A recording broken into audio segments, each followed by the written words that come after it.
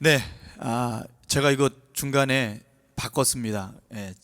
설교 제목이 우리들의 선택입니다. 네, 뭐 똑같은 주제긴 해요. 우리가 죽음이 아니라 생명을 선택해야 되는데, 이런 로마서 1장부터 5장까지 이제 5장이 끝나는데 이론적인 부분이 상당히 많습니다. 이제 6장, 다음 주 6장 들어가는데 6장부터는 어떤 내용이 있냐면, 이제 우리가 그러면 믿는 사람이 어떻게 살아야 할 것인지 실제적인 우리의 삶의, 우리 마음의 전쟁들, 마음의 갈등들을 다룹니다. 근데 그 이전에 우리가 해야 될 일이 오늘 이제 로마서 1장부터 5장까지 오면서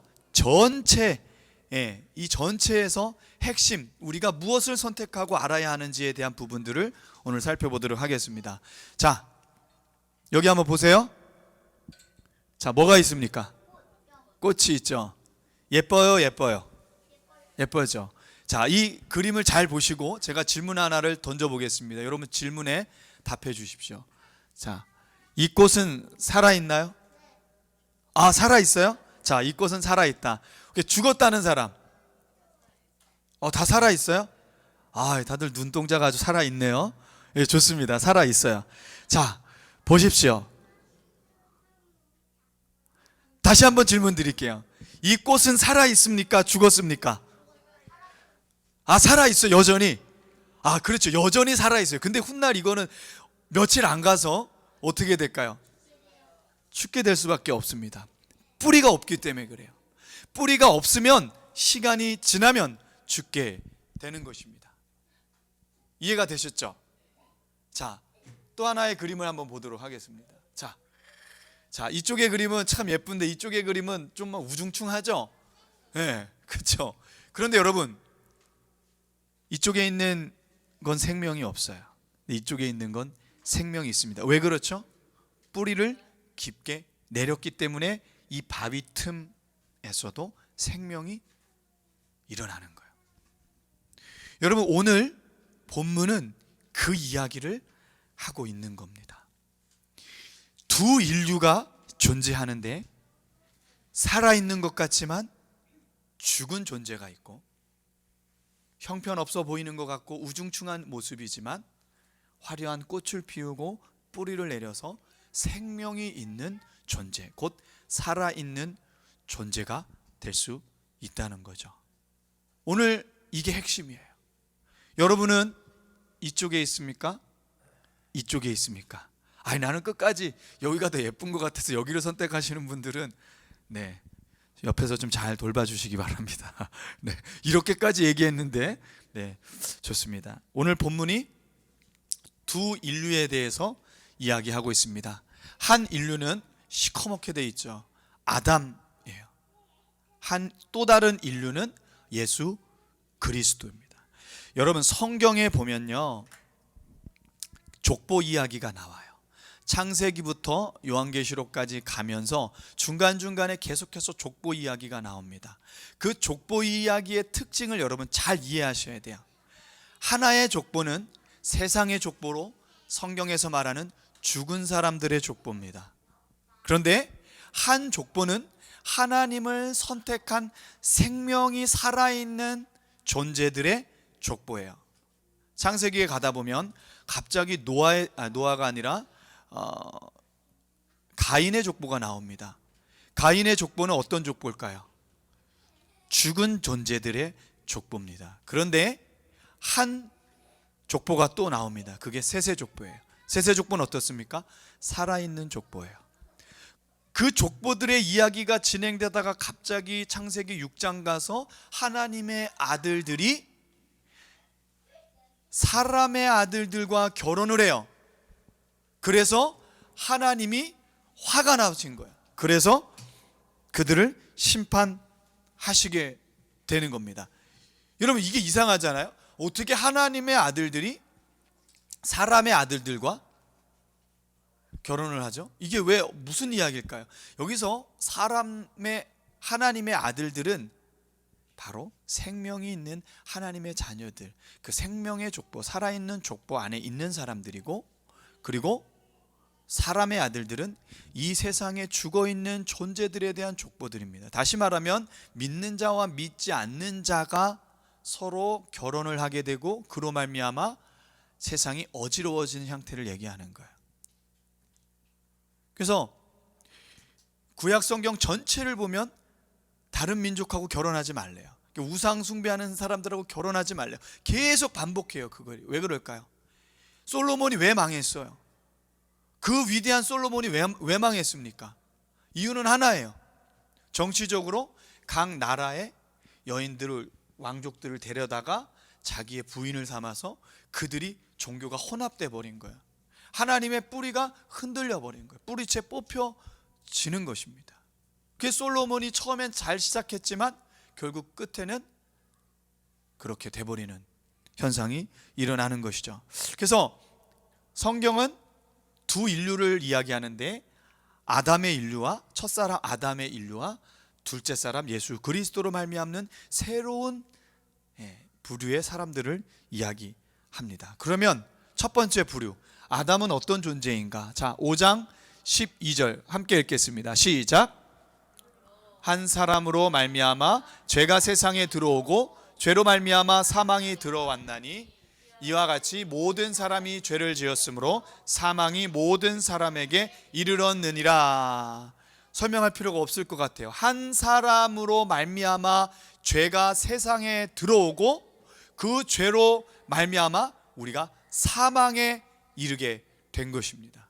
그래서 한 사람 아담을 통해서 죄가 이 땅에 들어온 것이죠. 이게 선악과를 이야기하는 거예요. 하나님께서 하나님의 사람을 어떻게 만드셨어요? 하나님의 형상대로 창조하시고 하나님의 형상대로 창조받은 인간은 하나님께서 허락하신 이 세상을 다스리고 통치할 수 있는 권위와 권세를 부여받았어요. 선악과는 뭐냐면요, 선악과를 먹어야 돼 말아야 돼 그 문제가 아니에요. 선악과의 문제는 하나님께서 우리에게 모든 걸 다 주셨기 때문에 피조물과 하나님과의 구분점이에요. 하나님께서 우리의 모든 걸 다 주셨지만 우리의 위치를 분명히 하라는 거예요. 우리는 피조물이고 하나님은 창조주라는 거죠. 여러분의 부모님이 있잖아요. 부모님이 우리의 모든 걸 다 준다고 해도 부모님은 뭐예요? 부모님인 거예요. 그 부모님의 선을 우리가 넘어설 수 있어요, 없어요? 없다는 거죠. 넘어서지 마세요. 넘어설 수 없는 겁니다. 마찬가지예요. 우리는 하나님께서 우리 모든 걸 다 주셨지만 하나님은 창조주시고 우리는 피조물이다. 이 이야기를 하고 있는 거예요. 그런데 아담이 선악과를 어떻게 해요? 손댔어요. 선악과 손댄 게 뭔지 아십니까? 하나님을 대적한 거예요. 반역을 일으킨 겁니다. 여러분, 우리가 역사 공부할 때 밀란이 일어나거나 반란이 일어나면 어떻게 해요? 군대를 가서 제압하는 거잖아요. 마찬가지예요. 하나님께 대적하자 하나님께서 아담을 징계하신 거죠. 자, 그러면 하나의 질문으로 우리가 들어가 볼게요. 한번 질문을 읽어봅시다. 시작. 아담이 지은 죄로 왜 우리가 사망하게 되죠?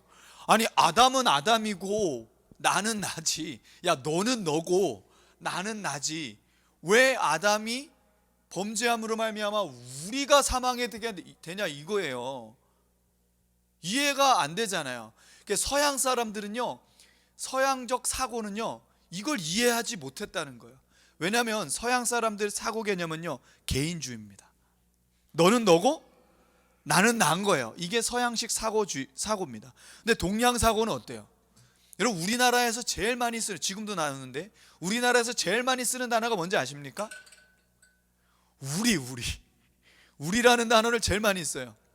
심지어 자신의 아내까지도 이렇게 소개합니다. 아, 우리 아내입니다. 그럼 문법적으로 어떻게? 우리 모두의 아내가 되는 거예요. 그죠? 이상하죠? 이 동양 개념들은요, 공동체성 또는 대표성을 이야기해요. 자,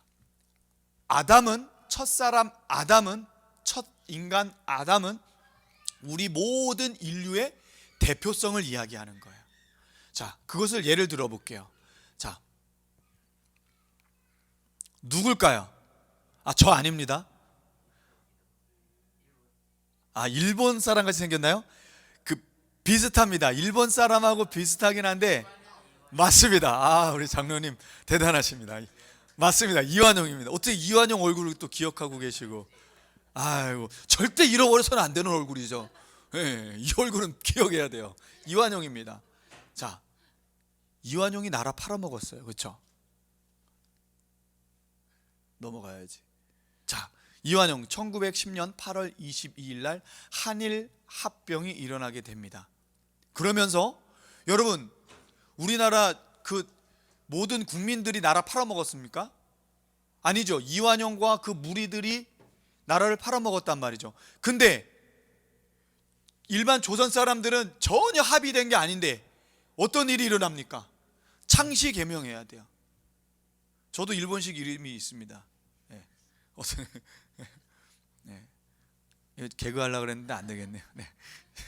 네. 오바야시라고, 잘 오바한다 그래서 오바야시인데 웃자고 하는 얘기입니다. 창씨 개명. 우리나라 이름을 다 없어버렸어요. 여러분, 이름은요 너무 중요한 거예요. 왜 그러냐면요, 인류 역사를 보니까 조선 왕조가 500년이에요. 이렇게 오랜 기간 동안 중앙정부에서 통치했던 나라들을 어떤 강대국들이 점령해서 그 사람들을 바꾸는데 너무나 힘들었어요. 거의 다 못 바꿨습니다. 우리나라도 마찬가지잖아요. 왜 그런지 아십니까? 이름 때문에 그래요. 이름은요 그냥 이름이 아니에요. 나의 정체성을 갖는 겁니다. 그러니까 가장 먼저 한 게 뭐냐, 이름부터 바꾼 거예요. 이름부터. 그렇죠? 다 이름 바꿨다고. 그 다음은 주권을 상실했어요. 우리 나라에서 나오는 모든 지하 자원들 다 어떻게 했습니까? 일본이 대동아 전쟁 때 다 사용했다고요. 우리 건데 주권을 상실해 버렸어요. 그렇죠? 위안부 문제들, 그 다음에 대동아 전쟁 때 강제로 다 징집돼서 우리나라 국민들이 다 나가서 우리 자신을 위한 게 아니라 일본을 위해서 싸웠다고. 이게 바로 성경에서 얘기한 대표성이에요. 아담이 범죄함으로 말미암아 하나님께서 우리 모든 인류가 그 죄를 지었다는 거예요. 그래서 이거 신학적으로 말하면 우리가 그 안에 있었다는 거예요. 그래서 우리 모두가 그 죄로 인하여 오염에 노출되어 버린 거죠. 더 쉽게 설명하면, 여러분, 코로나19가 어떻게 시작했습니까? 중국의 우한에서, 그 도시가 원래 우한이 많은 도시라 그러더라고요. 자, 우한에서 누군가가 코로나 바이러스에 걸리기 시작했어요. 그로 인해서 지금 전 세계가 마비된 거예요. 여러분, 코로나가 뭐 내가 갖고 왔습니까? 안 갖고 왔다는 거예요. 오늘 성경에서 그것을 이야기하는 겁니다. 12절 함께 읽겠습니다. 시작. 그러므로 한 사람으로 말미암아 죄가 세상에 들어오고 죄로 말미암아 사망이 들어왔나니 이와 같이 모든 사람이 죄를 지었으므로 사망이 모든 사람에게 이르렀느니라. 한 사람으로 말미암아 죄가 들어와서 우리 모든 인류가 죄에 노출되어 버린 거예요. 그래서 이 죄의 노출이 얼마나 심각하냐면 그 누구도 이 죄에서 벗어날 길이 없는 거예요. 그래서 지금 다 마스크 쓰잖아요. 왜요? 벗어날 길이 없으니까 다 마스크 쓰고 있는 거예요. 이와 마찬가지라니. 그래서 아담의 범죄함으로 말미암아 인류가 타락하게 되었고 죄가 들어오게 되었고 이 죄로 말미암아 우리 모두는 죽을 수밖에 없었다라는 겁니다. 그래서 우리는 어떤 존재가 됐다? 처음에 시작할 때 두 종류의 인류가 있어요. 죄악으로 사망에 이르는 인류가 있고 생명으로 살아나는 인류가 있는데, 우리의 전제 조건은 이미 죽을 수밖에 없는 사망이 왕 노릇하는 인류로 분류되어 있다라는 것입니다. 아멘. 자, 그런데 하나님께서 한 사람을 보내셨어요. 그래서 이거 한번 읽어보겠습니다. 시작. 아담에서 시작된 죄는 율법을 만나게 된다라는 것입니다. 자, 13절 말씀을 읽겠습니다. 13절 시작. 죄가 율법 있기 전에는 세상에 있었으나 율법이 없었을 때에는 죄를 죄로 여기지 아니하였다. 이상하죠? 그러면 율법이 오기 전에는, 모세를 통해서 율법이 오기 전에는 죄가 죄를 죄로 여기지 않았다는 얘기는 죄가 없었다는 얘기인가? 뭐 이상하게 들릴 수가 있습니다. 그런 이야기가 아닙니다.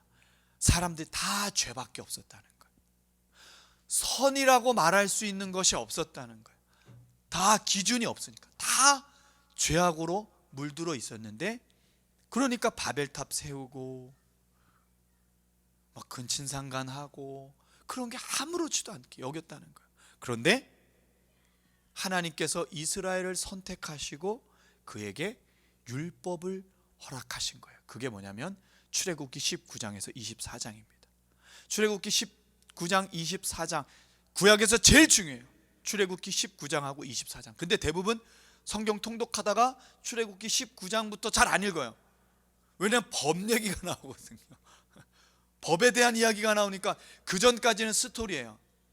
여러분, 설교도요, 로마서 같은 거 사실 재미가 없어요. 왜냐하면 스토리가 아니잖아요. 역사서 같은 건 재밌어요. 스토리가 있잖아요. 막 그 기승전결이 있고 막, 그러니까 재밌어요. 근데 로마서 같은 건 교리거든요. 그러니까 어떻게 보면 좀 딱딱할 수도 있지만 너무 중요합니다, 이거는. 그래서 출애굽기 19장 24절이 제일 중요해요. 19장부터 24장까지. 여기에 이제 십계명이 나오고 하나님과 하나님의 백성이 언약을 맺어요. 언약을 맺을 때 어떻게 맺냐면, 너희가 이 말씀대로 살면, 이 말씀은 뭐예요? 드디어 선이 나오는 거예요. 이 말씀이 선이야, 이대로 살아야 의로와 라는 선의 기준을 하나님께서 우리에게 주신 거예요. 그리고 그것을 주셔서 너네 나랑 언약을 체결할래 말래? 라고 묻는 거예요. 그때 이스라엘 백성들이 어떻게 해요? 아멘, 우리가 하나님의 백성이 되겠습니다. 그 얘기는 뭐야? 이 절대적인 선인 율법대로 살겠습니다. 그런데 문제가 있어요. 그 이전까지는 하나님이 원망하고 불평하고 그러면 만나 주시고 메추라기 주시고 반석에서 물 내시고, 그런데 언약을 체결한 이후부터는 우리 모두에게 책임이 존재합니다. 어떤 책임? 하나님의 율법을 지켜야 되는 책임. 그래서 시내산 언약을 맺게 됩니다. 그래서 우리에게 의무가 생긴 거야. 어떤 의무? 율법을 지키면 우리가 하나님의 자녀가 되고, 율법을 어기면 심판이 오는 거예요. 그전에는 원망하고, 이스라엘 백성들이 원망하고 불평해도 그래, 만나줘 두고 메추라기도 주고 그랬어요. 근데 그 이후부터는 이제 하나님 원망하다 어떻게 돼요? 민수기 14장 가서 광야 40년에 들어가게 되는 거예요. 가나안이 바로 코앞인데 며칠이면 들어가는 길을 원망하고 불평하니까, 우리의 책임과 의무를 다하지 못하니까 어떤 일이 일어납니까? 광야 40년 동안 방황하는 일이 일어나는 겁니다. 그래서 아담에서 시작된 죄가 율법을 만나서, 율법이라는 선을 만나게 돼서 이제는 우리가 선과 악을, 진짜로 선과 악을 분별할 수 있는 시기가 된 거예요. 그래서 죄와 의가 무엇인지 율법을 통해서 규정했다는 것이죠.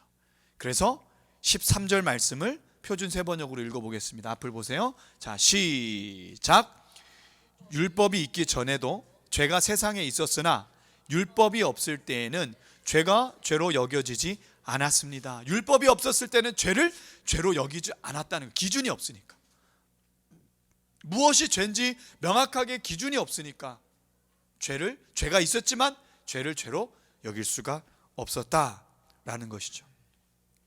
오늘 본문이 이 이야기를 하는 거예요. 왜 계속 죄 아래 가뒀습니까? 율법의 기능이 뭐예요? 20절 말씀, 20절 시작.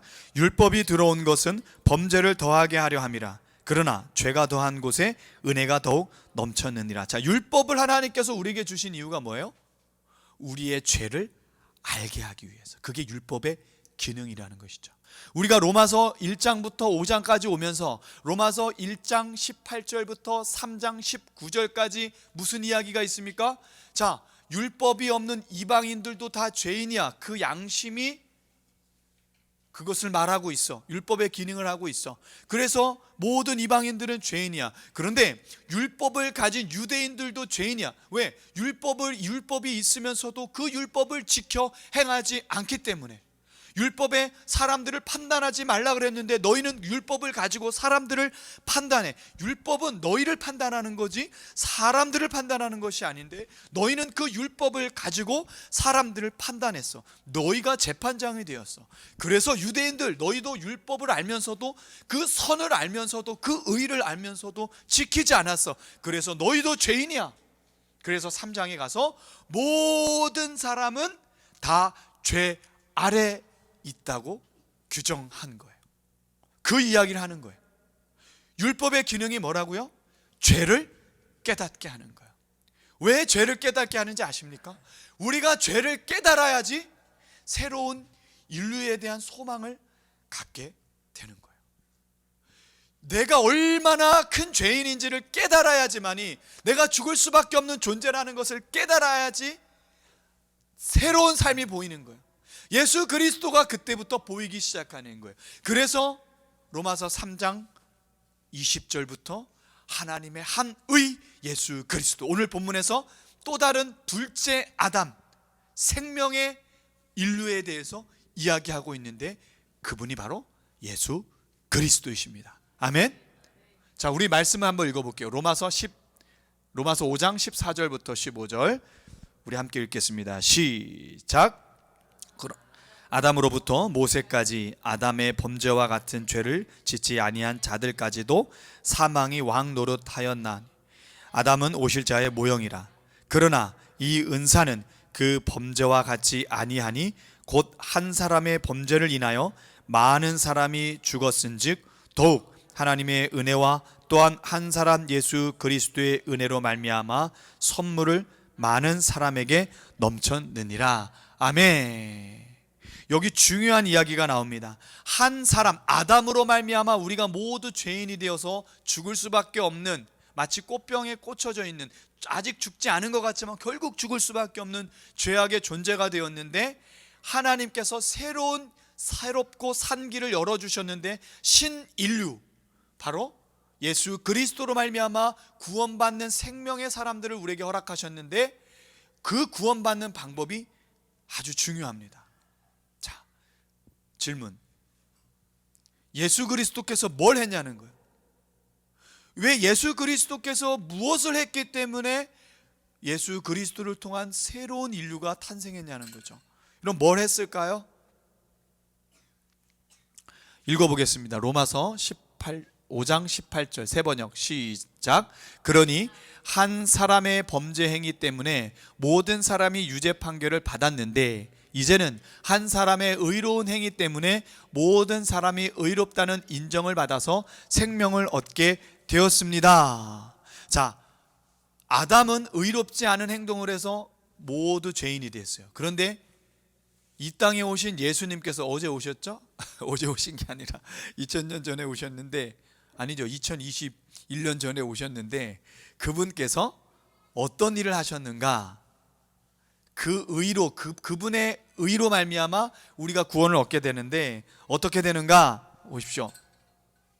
예수 그리스도께서 무엇을 하셨냐면 아담으로 범죄한 우리의 모든 죄를 당신이 가져가셔서 십자가에 달려 죽으셨다는 거예요. 죄의 삭은 사망이에요. 그래서 우리는 영원히 살도록 창조되었는데 우리의 죄 때문에 결국 죽을 수밖에 없는 존재가 되었는데 예수님께서 그 죄의 값, 그 죄의 삭을 대신해서 십자가에 가져가셨어요. 그래서 그곳에서 죽으셨습니다. 이상하죠? 십자가를 보면 참 은혜롭고 참 감격이 되잖아요. 어떻게 나를 위해서 하나님의 아들이신 그분께서 십자가에 달려 죽으실 수 있지? 라는 생각을 하게 되잖아요. 그런데 십자가에서 끝난다면 여러분 아무 효력이 없어요. 왜요? 죄의 삭은 사망이기 때문에 예수님도 그냥 죽은 존재밖에 안 되는 거예요. 그런데 우리의 죄를 위해서 죽으실 뿐 아니라 어떻게 하셨어요? 3일 만에 부활하셨어요. 여러분, 부활은요 기독교의 핵심이에요. 부활은요 예수님께서 우리를 위해서 십자가에 죽으신 이 사건을 너무나도 선명하게 보여주시는 거예요. 사도행전 3장에 베드로가 예수 그리스도의 부활에 대해서 증거하기 시작하자 그 얘기를 듣고 있는 유대인들이 헉! 그러면 우리가 어찌해야 됩니까? 깨닫게 되는 거예요. 왜요? 예수님이 십자가에서 처참하게 죽는 장면들을 유대인이 봤거든요. 근데 그분이 다시 살아나심으로 말미암아 그분이 하나님이 보내신 아들이었다는 사실을 깨닫게 되잖아. 어떡하지 그럼? 우리가 예수를 죽였단 말이야? 그들이 펑펑 울기 시작하는 거예요. 그래서 오늘 본문에 사망의 세력을 잡았다는 거예요. 예수 그리스도께서. 아멘. 예수님은 부활하셨습니다. 오늘 그 이야기를 하고 있는 거예요. 아담으로 말미암아 사망이 들어왔고 사망이 우리를 휘어잡아서 사망의 종으로 우리를 끌고 다녀요. 맨날 죽음에 대한 공포로 우리를 끌고 다녀요. 그런데 그 사망의 세력을 예수 그리스도께서 우리의 죄를 위해서 십자가에 달려 죽으시고 부활하심으로 그 사망의 세력을 잡으셨어요. 그리고 예수 그리스도를 따르는 모든 자들에게 부활의 소망을 우리에게 주셨어요. 영원한 생명을 우리에게 주셨다는 것입니다. 아멘. 자, 예수님께서 하신 일이 이거예요. 그러면 이제 우리는 어떻게 구원받냐는 거죠. 여러분, 우리 어떻게 구원받을 수 있을까요? 먼저 하나님께서 하신 게 있어요. 오늘 우리가 읽은 본문 18절, 16절, 15절, 16절, 17절 보면 계속해서 반복되는 단어들이 있습니다. 안 보셔도 돼요. 여기 앞에 제가 친절하게 소개하고 있습니다. 바로 은혜와 선물이라는 단어예요. 자, 선물이 뭡니까? 값없이 주신 것. 뭐 요즘에는 선물을 의도적으로 하는 사람들이 있더라고요. 예, 서로 주고받게 하려고. 근데 선물의 의미는 그게 아닙니다. 선물은 값없이 주는 거예요. 자, 은혜는 무슨 말일까요? 이것도 값없이 주는 거예요. 거저 주는 거예요. 우리가 구원받기 위해서 우리가 한 게 아무것도 없어요. 예수님께서 다 하셨어요. 우리에게 은혜를 선물로 주셨어요. 그게 예수님의 십자가의 죽으심과 부활이었어요. 이 사건을 이제 하나님께서 모든 것을 다 하셨어요. 이걸 우리에게 주셨단 말이죠. 쉽게 얘기하면 코로나 치료제를 우리에게 주신 거예요. 지금 온통 코로나잖아요. 그런데 누군가가 코로나 그 치료제를 개발해서 주셨어요. 근데 이제 어떻게 해야 돼요? 이 코로나를, 내가 코로나에 걸렸단 말이에요. 이제 이 코로나 치료제가 생겼으면 어떻게 해야 돼요? 아이고, 보기 좋네 이러고 있으면 치료가 됩니까? 어떻게 해야 되죠? 먹어야죠. 그것이 바로 오늘 설교의 제목인 우리의 선택이라는 거예요. 우리의 선택은 뭡니까? 회개와 믿음이라는 거예요. 우리가 이제 이 코로나 치료제를 먹어야 되는데, 우리가 영원한 생명을 얻어야 되는데 어떻게 얻어야 되냐면, 예수 그리스도가 나를 위해서 십자가에 달려 죽으시고 부활하신 그 사건 앞에서 우리가 회개해야 돼요. 무엇을 회개합니까? 예수님을 믿지 않았던 죄를 회개하는 거예요. 내가 내 멋대로 내 삶의 주인이 되어서 내 멋대로 살았던 것을 회개하는 거예요. 그 다음에요, 믿는 거예요. 어떻게 해요? 예수 그리스도가 하나님의 아들이심을, 예수 그리스도가 내 인생의 주인이심을, 그분께서 내 모든 죄를 사하시고 용서하시고 나를 구원하셨다는 사실을 믿는 거예요. 이 믿음으로 말미암아 우리는 구원을 받는 겁니다. 로마서 1장부터 5장까지 오면서 모든 메시지의 핵심이 바로 이거예요. 회개하고 믿어라. 회개하고 믿어야지 이 모든 이야기들에서 핵심인 구원을 얻을 수 있다라는 겁니다. 아멘. 하나님 다 주셨다. 모든 거 다 하셨어. 이제 너희가 선택해야 돼. 하나님이 하실 일은 다 했어. 이제 너희가 선택해야 돼. 너희가 너희의 죄를 회개하고 믿어라. 그래야지 하나님께서 우리에게 허락하신 그 구원이 우리에게 나타나게 되는 것입니다. 오늘 말씀의 결론을 맺도록 하겠습니다. 가끔 십자가에 대한 오해를 해요. 어떤 오해냐면, 십자가는 고통이야. 육체적인 고통이요. 얼마나 힘드셨을까 예수님. 채찍에 맞는다고 막 살점이 떨어져 나가고 십자가에 막 못 박히고 피가 떨어지고 온몸을 채찍으로 맞았으니 얼마나 아파요.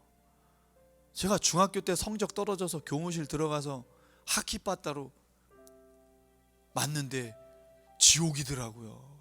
너무 아프더라고요. 옛날엔 그랬어요. 너무 아프더라고요. 근데 예수님의 이 채찍은 상상할 수 없는 고통이거든요. 상상할 수 없는 고통.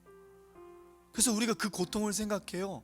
맞아요. 그 고통을 생각해야죠. 우리를 위해서 고통 당하신 거니까. 그런데요, 진짜 십자가의 의미는요, 예수님의 순종입니다. 우리 한번 읽어볼까요? 로마서 5장 19절 시작. 한 사람이 순종하지 않음으로 말미암아 많은 사람이 죄인으로 판정받았는데 이제는 한 사람이 순종함으로 말미암아 많은 사람이 의인으로 판정을 받은 것입니다. 여기에서 눈에 띄는 단어가 뭐죠? 순종이에요.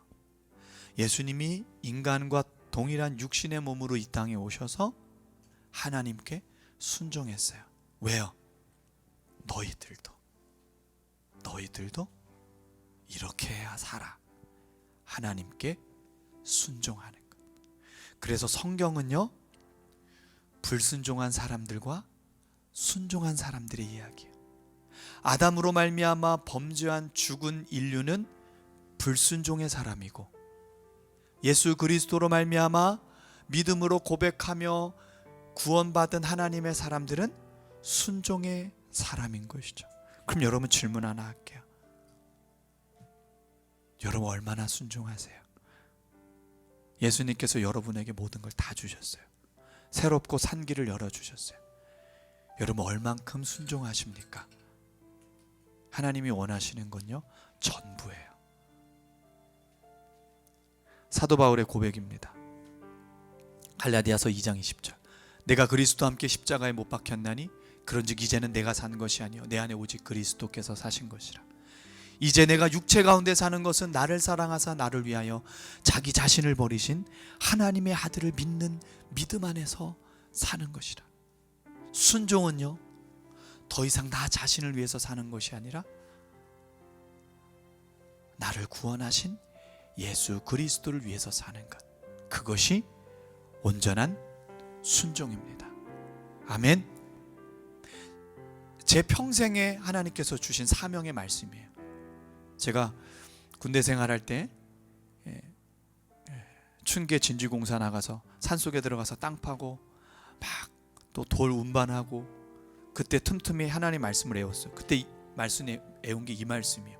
근데 너무 안 애워지더라고. 그래서 계속 애웠어. 내가 이기나 네가 이기나 열심히 애웠어요. 근데 어느 날 이게 제 가슴을 팍 때리더라고요. 그러면서 내가 어떻게 살아야지 이렇게 사는 거구나, 그걸 깨닫게 됐어요. 예수 믿는 사람들은 어떻게 사는 겁니까? 자기 자신을 위해서 사는 것이 아니에요. 예수 그리스도를 위해 사는 겁니다. 이것이 바로 살아있는 존재인 겁니다. 여러분은 죽은 사람입니까? 살아있는 사람입니까? 여러분의 순종이 살아있는 인생 되기를 소망합니다. 아멘. 우리 함께 찬양하겠습니다.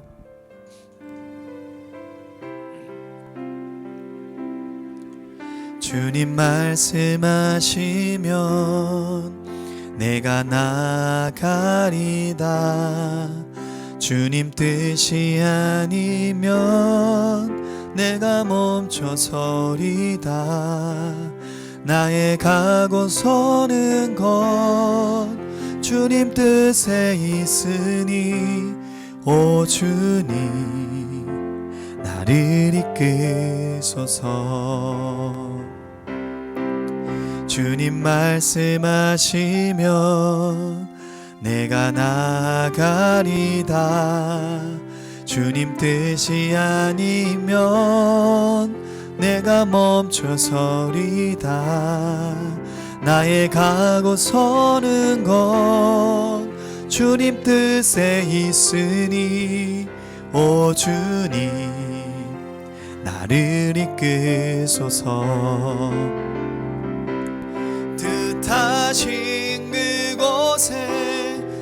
나 있길 원합니다. 이끄시는 대로 순종하며 살리니 연약한 내 영혼 통하여 일하소서. 주님 나라와 그 뜻을 위하여 뜻하신 그곳에 나 있길 원합니다.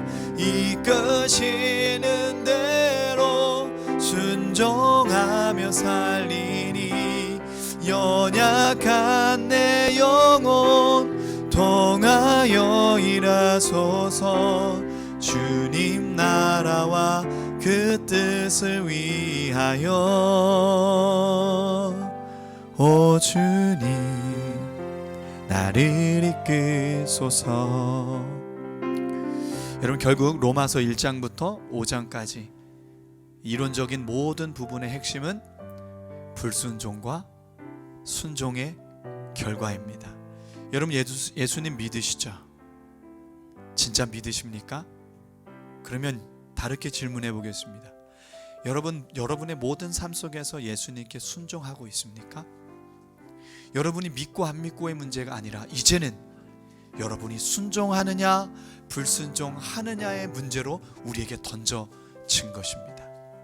여러분이 진짜 예수님을 믿으신다면 이제는 믿냐 안 믿냐의 문제가 아니라 순종하느냐 불순종하느냐의 문제로 여러분의 가슴에 새겼으면 좋겠습니다.